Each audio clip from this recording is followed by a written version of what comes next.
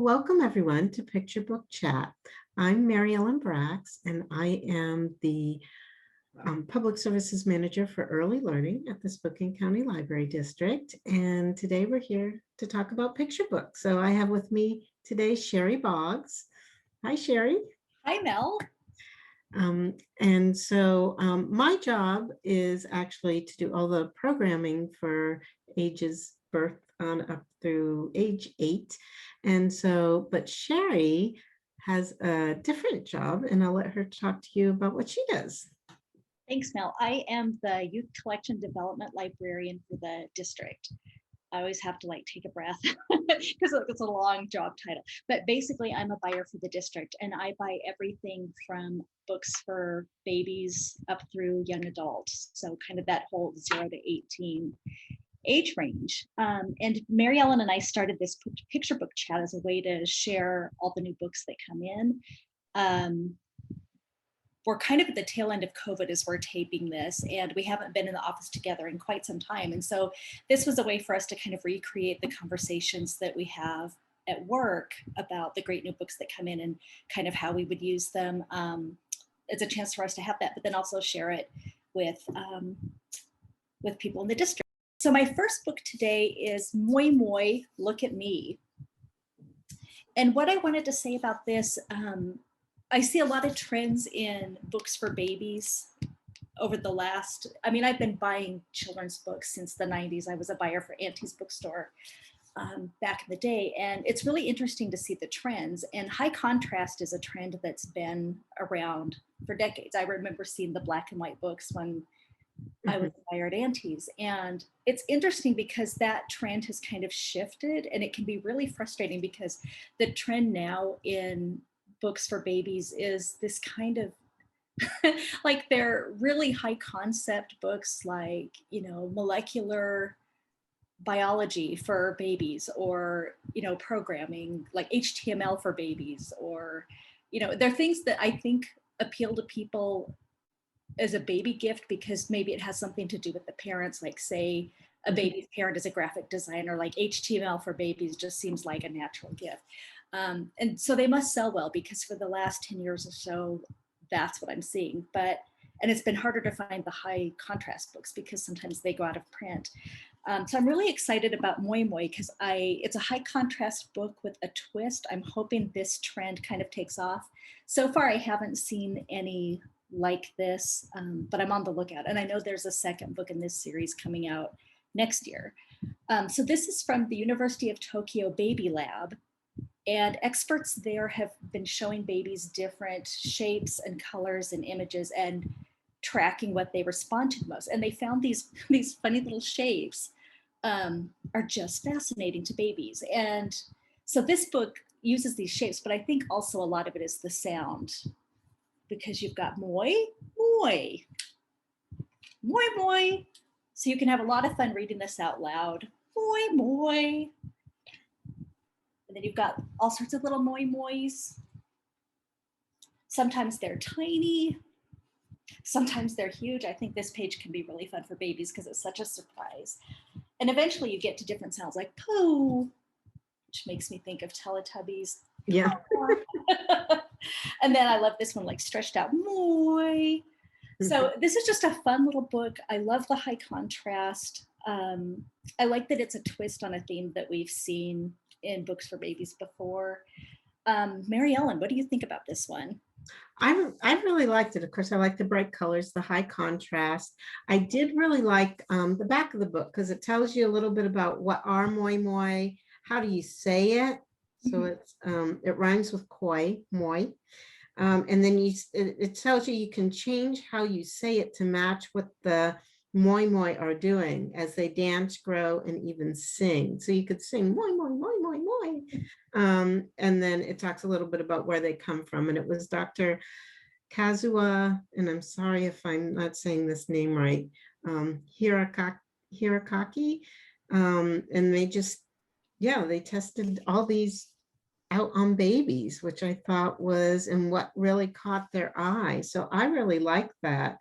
Also on the front, it talks about shapes, colors, and sounds that will soothe your crying baby. That's how you sell a book. Yeah, I know. So I thought this was really fun because it's fun to say the words. Mhm. And I was thinking moi is a lot like mum, you Mhm. know, that mum. And I think it will appeal to babies and toddlers too, because toddlers, it's such bright colors. You could really work on colors throughout this too. So yeah, I mean, just how bright and colorful this is, it's really going to be appealing to it.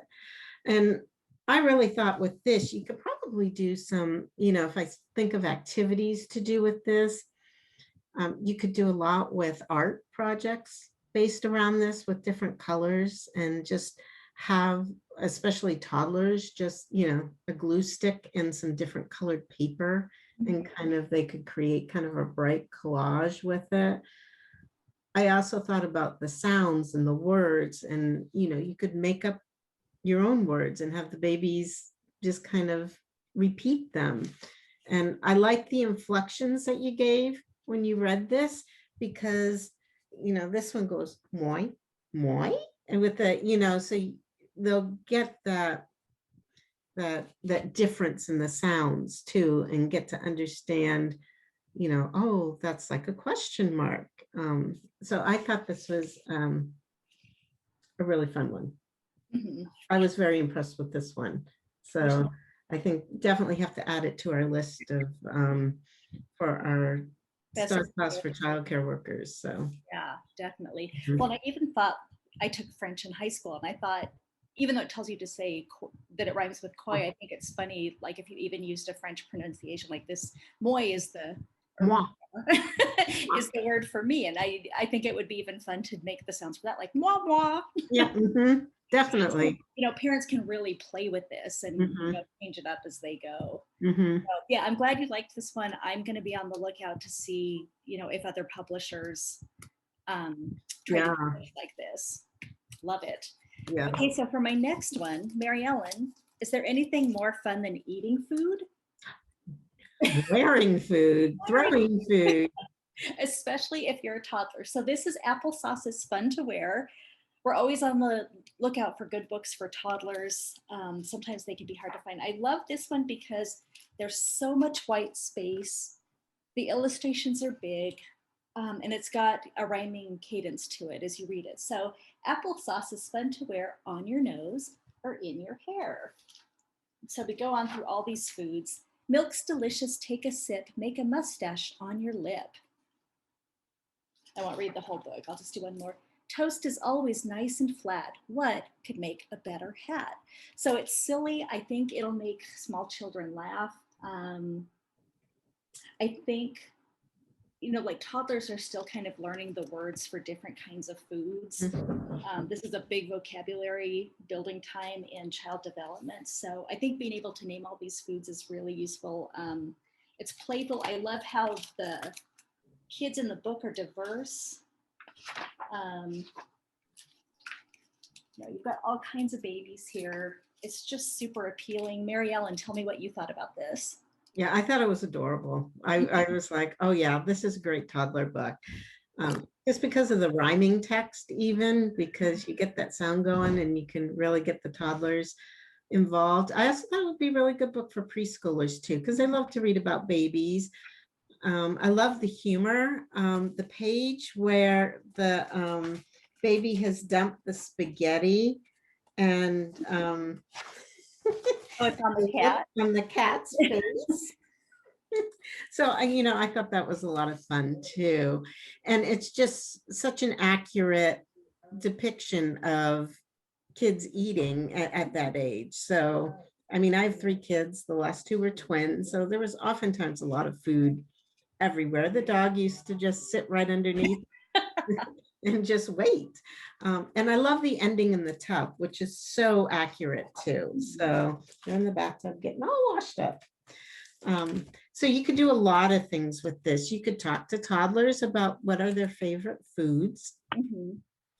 It would be great for a food unit because you could, especially with preschoolers, and what are fun foods to eat maybe versus healthy foods. Can foods be healthy and fun? That would also be another thing you could talk about too.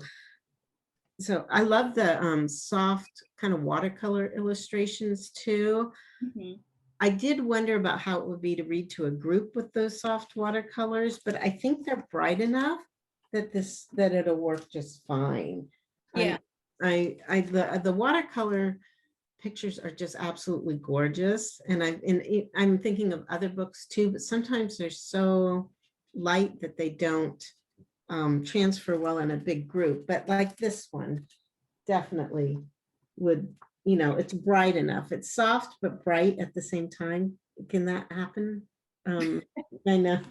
But it made me realize, oh yeah, this one would be a nice one to read to a group. Because so often when you get books for babies and toddlers, they're smaller books and they're really hard to read in a group too. So, but this one would be great one-on-one, and but you could read it to a little group of kids, if you had a small group. But this is just about the perfect size for a larger group that we usually get in story times. So yeah, I was really, really impressed. And the artist, Jane Massey, that name sounded familiar to me, and I didn't have time to look up what else she had done, but I'm hoping that we'll see more toddler books come out it was Nancy Raines Day is the author. So yeah, I'm hoping to see more. Yeah, I think this is her first book. So yeah, I'm hoping there will be more. And I wanted to ask you, as an early childhood development expert, is there ever a concern from parents when you have a book that shows like what you're not supposed to do? I know sometimes like some of the parents in my department will, I will love a book and their reaction will be very different. Like, I don't want my kid to read this book about a child being naughty. Like, I think it's hilarious. They see a behavior issue that they're going to have to shut down. So I was wondering, what are your thoughts? Is that ever like a concern that comes up from parents with books like this? It does. I think I should preface it by saying I'm not a early childhood expert. I have some background in it, but I'm not an expert by any means. But, I've always felt like things like this, you could say to your little ones, do we really do that? Because the preschoolers will look at it and go, oh no, you shouldn't do that. And you're like, right, you shouldn't do that. However, this is reality. So you can use it as a discussion to say, oh no, we really don't do that. Or we really shouldn't do that. But yeah, that's what babies do. So, it's going to appeal to different families. Some families will find it hilarious and say, oh yeah, this is definitely, which is my inclination.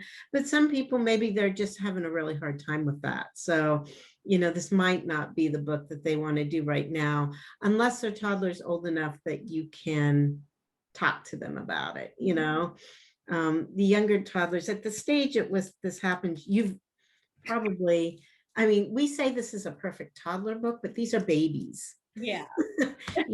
So, you could say, remember when you used to do that when you were a baby, but you don't do it anymore. And you could frame it like that. But as with all books, I often find it's just what appeals to a family or the person who's reading the book. So I like a lot of books with humor in it, but maybe some people like some more serious books. So we realize, even when we talk about the books, that they may not appeal to everyone. So, but we want to give you a chance to see what we have come in and see if it works for you and your family, or you and the kids in your childcare. Yeah. So, and I always like to say that, whenever we do have a parent come in, and say, oh, we have a concern, it's like, great, I'm glad you read the book. This is what we can, maybe you'd like something a little different, and then we can help them find something different. So I'd like to, not everything will appeal to everyone, but yeah, this is particularly well done, just from the literacy standpoint of having the rhyming in there, keeping the kids' interest. There's a little bit of humor in it. I think it would appeal to a lot of parents who may be going through that phase too, or have just gotten out of that phase and then can say this stuff like, oh yeah, we talked about not doing that. So The cat doesn't like spaghetti on its head. no. The dog, on the other hand, Right. we like it because it can eat it. But, you know, no, we really wouldn't say that to our children. But yes, That's helpful. Thanks. you're welcome. My next one has to do with behavior. Look at that. This one is how to apologize. And this is a fantastic book. I think it's perfect for preschool. So everyone makes mistakes, you know, like parachuting into someone's bath. So it gives all of these examples, and, you know, it talks about why apologizing can be so hard. You know, like sometimes, you know, someone's big and kind of scary. Sometimes it's someone that's like intimidating, like you might not necessarily get along. That makes apologizing even scarier. Sometimes you're positive you're right and shouldn't have to apologize. But it talks about how to do it and why you might want to do it. And, you know, like in this case, it's very simple. You just say you're sorry for the thing that you did. And then it gives excuses, it gives examples of what not to do when you apologize. And I think this is really helpful because I think for kids and even many adults I know, you know, like apologizing is hard. And so, you know, they'll come up with all these excuses like this hippo is doing here. You know, like, I'm sorry, but this and this and this, and your ladder was in the way, and that's not how you do it. You know, like a simple, I'm sorry I knocked you over will do. I love this one. This page is all about sincerity. And so yes. there are all these examples of what's not sincere. Like, mom told me I had to apologize for putting your doll in the fishbowl, or I can't go outside and play baseball, so I'm sorry. So it's that like under duress kind of apology. It doesn't mean anything. This one cracked me up. Sorry, I accidentally squirted you with the garden hose when you were weeding the flower bed, but you have to admit you look hilarious. Yes. So, so apologizing with kind of a dig in there about how humiliating whatever the thing was just happened. This other one, I can barely read it. Oh, this one, yeah. Like, look at all these great things. I've got this glow in the dark thing for my birthday, and you weren't invited, and cupcakes were there, and I'm going to be the star of the thing. And then, like, in this very tiny voice, I'm sorry I sat on your violin, but it's mixed in with all this other kind of narcissistic blather. Like, and sincere is, I'm sorry I popped your balloon. I really am. So that gives you examples, funny examples of how to do it and how not. It even talks about how you can apologize by writing a note if the verbal thing isn't your style. It's never too late. You've got these super old turtles apologizing for something that happened in 1987, which I thought was hilarious. So I really like this. We put it in the nonfiction section. We went back and forth about, should it be in picture book? And it definitely is a picture book. But we thought for parents looking for books on apologies, it would be useful to have it right in nonfiction where there might be other books just like it. So that's how to apologize. Mary Ellen, your thoughts? I really liked it. I thought this was good. I liked how they captured all those feelings. I love the different apologies because you hear kids do that. You know, you hear adults do that. I know. I'm serious. But, you know, it's great for manners and that social development because, you know, how many times I just think back to my own kids, you go, okay, now you need to say you're sorry. And they're like, sorry. And they're rolling their eyes. It's like, no, that's not the way to do it. So if you're really having issues with that, this would be a great book to read and then talk about. And I think that talking about it is really important too, because a lot of times in the moment they've done something, they may be mad, they may be scared, they may be, you know, they're not feeling on the top of their game, but helping them identify those feelings and then make a sincere apology can be very hard. So having this as a guide and to set some examples and scaffolding, I think is really helpful. So it would be a great source to use as a discussion about apologies. I could see that if you've got a preschool classroom, maybe that you're just, or even kindergarten, you're just having some problems with that, with people saying they're sorry. This could be a great one to have. And well, how do you think they feel when they felt that way? Or how did you feel when your brother apologized that way or did that to you? So I think you could also, just spend some time practicing some sincere apologies. At home, it might be more appropriate to do it at home than maybe in the classroom. But depending on your classroom, you could have a very small classroom, or you could be having a child that's just having a difficult time acknowledging that they need to say they're sorry. So this might be a helpful one to even recommend to a family if you're a teacher. So it is something we do get questions on quite a bit. So I am glad that you put it in nonfiction, because I think that will be really helpful for teachers and parents. And yeah, I was impressed with this. And I do like the way they start out with everyone makes mistakes. And, we all know that one. It's and on the back it says, here's a straightforward and laugh out loud guide to saying you're sorry. So, I mean, and it's true. That's what it was. It kind of made you giggle, but it acknowledged that yeah, there's a good way to apologize, and then there's not so good ways to apologize. So I was pleasantly surprised by this one. When I saw the title, I think the picture on the front is so cute too. Look at the owl's face. They're not happy. It's like Sam Eagle from the Muppets. Yeah. So yeah, I would say, yeah, job well done. I'm glad we have it in our collection, because it's hard to find books that talk about apologies too. And I think it is appealing for that age, I think. Right. Lily's Purple Plastic Purse is another one where then she has to go and apologize to the teacher for not following his directions. So I mean, I could see it working really well with some other books we have in our collection too. So, a good one. Thank you, Sheri. Oh, you bet. Yeah, I like that one a lot. It makes me think of, like adult conversations where someone will say, well, I'm sorry you took it that way. And I'm like, that is not how to apologize. Yeah. But once again, we talked about, when you asked about, the applesauce is fun to wear, and how, this might not be ideal for everyone, but I think it certainly has a place and could be a good start at talking about apologies. Definitely. So my final book today, it's interesting. The last time we did picture book chat, we had kind of a construction theme, and I seem to be on that track again. This is Our Shed, a father-daughter building story. So I remember building things with my dad, who did construction for a living and had a short temper. So what was amazing to me reading this book was just that they spent 3 days making this shed.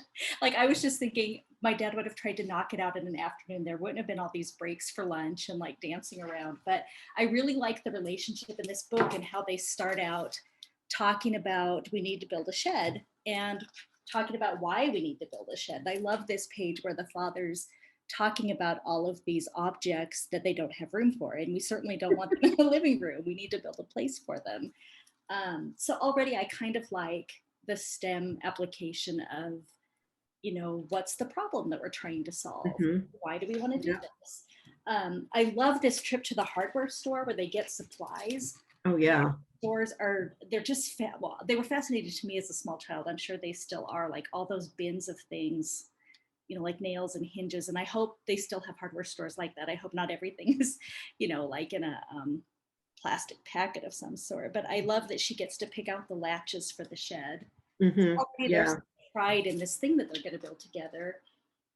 So here they are, like checking the boards to make sure they're straight. I love how much thought goes into every step of this. And then they have to stop for lunch. So they go to their favorite hamburger place. And then this was the page, like she starts dancing on the boards and her dad takes a break to dance with her, which I just thought was so cute. And Yes. maybe not entirely realistic, but I love the relationship in this book that, time for the, kind of the emotional bonding is just as important as building the shed. And here they draw their blueprints. This was my one quibble with the book. I thought maybe they would want to do that first, but I don't know. I've never built a shed, so I don't know. And then I love the methodical way they do things. Like here they are looking at the level to make sure the boards are straight. He's telling her how to saw carefully by using the side of her thumb as a guide. So I really like how, safety is important in this, and that every step of it is really important to getting to the end. And at the very end, I love that, like, throughout she's kind of got this great imagination, and here she is battling a dragon. They build the shed. It takes 3 days. They take more breaks. They both paint it together. They each have a color. And I love, like, in the end, it's this wonderful shed with a dragon painted around it. So I love how the book comes full circle. I have been talking about it a long time. Mary Ellen, what do you think? Oh, I thought it was great. And I thought the storyline was wonderful. I love the very end of the book when it's obvious that it's her son and they're redoing the shed and painting it.